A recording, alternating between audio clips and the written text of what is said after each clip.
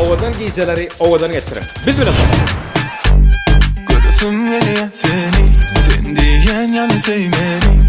Korkum öldürüyor beni, sen diyen mi? Değilsem ahdına gülüyor, gülüyor katı kök bilyen. On yürüğünü kim bilye, dememen bilyen. Yanımda varsam, hemişe kucağıma dolsan. Gelişe saçını bolsan, sen vuruluşun 90-60-90. Kervan Parayt Evda Dincaş Merkezi'ne hakikaten hem şovkunli şov parti devam ediyor. Celil Nurverdiyev, Behvat Jumayev, Maksat Murat Kıdır, Sap, rapper bile bilelikte. Qarat bizden de şaşmağın. Tomuş edin mehruvanlar.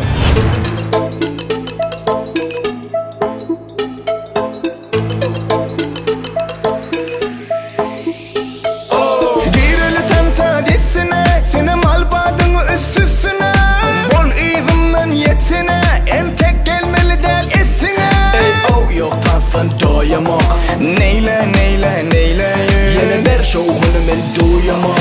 Neyle neyle neyle Ey tanı biz veren dumman, bir tans meydandır umman. Hadi süpür derine durman. Ey o Tansana bugün Ine, mehruvan adamlar, şovumuz Kervan Saray Sevda Merkezi'nde şeyle kızgınlığı devam ediyor. Hakikaten bu şov şahatlıklı, şovkunlu. Bugün kimi süynüğünü biliyorsun mi?